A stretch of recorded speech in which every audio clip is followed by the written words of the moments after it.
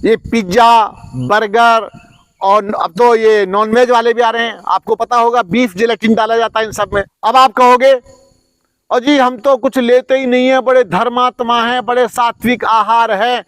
गलत। जो पहले पाप कर्म कर दिए हैं उनका कौन भरेगा?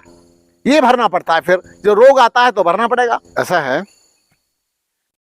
पहली बात तो हमारे भारत को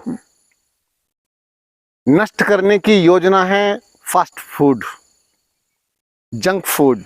जी। हमारे अपने भारत के जो आहार रहे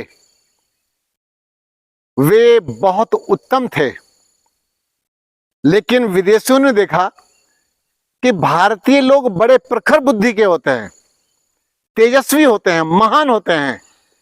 इस सनातन संस्कृति को तोड़ना है तो एक तो शिक्षा पद्धति बदल दो और इनकी आहार प्रणाली को बदल दीजिए। तो आज भी निरंतर चाहे वेब सीरीज के माध्यम से, चाहे टेलीविजन के माध्यम से, चाहे सिनेमा घरों में फिल्मों के माध्यम से, चाहे दुकानों पर बिक रहे विषैले घातक फास्ट फूड के द्वारा, इन कोई भी कारण है इनमें से।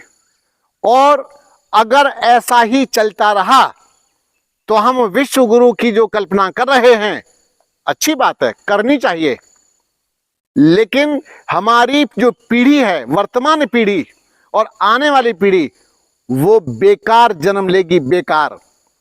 क्योंकि इन्हीं के तो बच्चे पैदा होंगे जो अभी वर्तमान में हैं और इनके अंदर वो पावर नहीं है। फास्ट फूड खा खा करके अपना इन्होंने दम निकाल लिया। इनके अंदर कंट्रोलिंग पावर नहीं है, संयम नाम की इनके पास चीज नहीं है, और संयम नहीं होगा और विषैले तत्व अपने अंदर डालते चले जाएंगे। और एक बात बता देता हूं, जब हम किसी भी वस्तु को, खाद्य वस्तु को लगातार कुछ समय तक, लंबे समय तक लेते चले जाते हैं तो उसकी फिर आदत बन जाती है, वो हमारे अभ्यास में आ जाती है। जैसे चाय के पियक्कड़ हैं। अब चाय के पियक्कड़ को अगर चाय नहीं मिलेगी तो वो क्या, ओफो, चाय मिल जाती तो थोड़ा थकान सी उतर जाती। कमाल है यार, चाय पीने से थकान उतर जाती है? एकदम गलत बात है। तो ये क्या है, हम फंस गए हैं, जाल में फंस गए हैं। अब ये तो रहा फास्ट फूड जिससे हमारी पीढ़ी नष्ट हो रही है।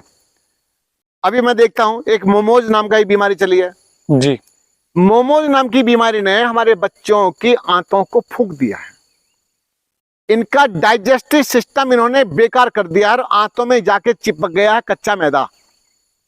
इसी प्रकार से नूडल्स, सारे के सारे जितनी भी नूडल्स में और ये चाउमीन में एक पॉइजन डाला जाता है, अजीनोमोटो।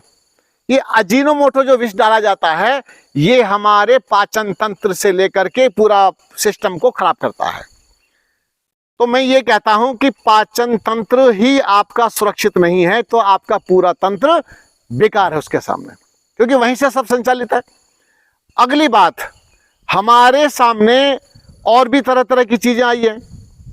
ये पिज्जा, बर्गर और अब तो ये नॉनवेज वाले भी आ रहे हैं। आपको पता होगा बीफ जिलेटिन डाला जाता है इन सब में, सबके अंदर बीफ जिलेटिन डाल डाल करके हमारे बच्चों को खिलाया जा रहा है।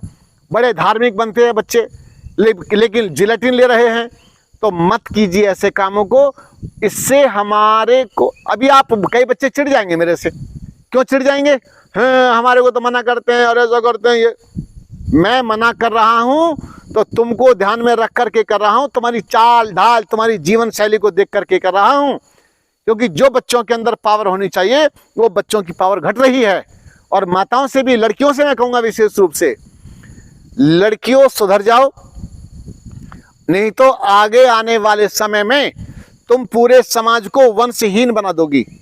तुम्हारे अंदर की प्रजनन शक्ति समाप्त हो चुकी होगी।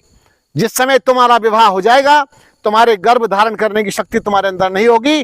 तो इस बात को अभी से समझ लीजिए। तो आपको अभी समझने की और संभलने की आवश्यकता है। मुझे लगता है कि अगर आपने ऐसा नहीं किया तो फिर शायद अवसर ना मिले। अब आप कहोगे और जी हम तो कुछ लेते ही नहीं है, बड़े धर्मात्मा हैं, बड़े सात्विक आहार है। गलत। जो पहले पाप कर्म कर दिए हैं उनका कौन भरेगा?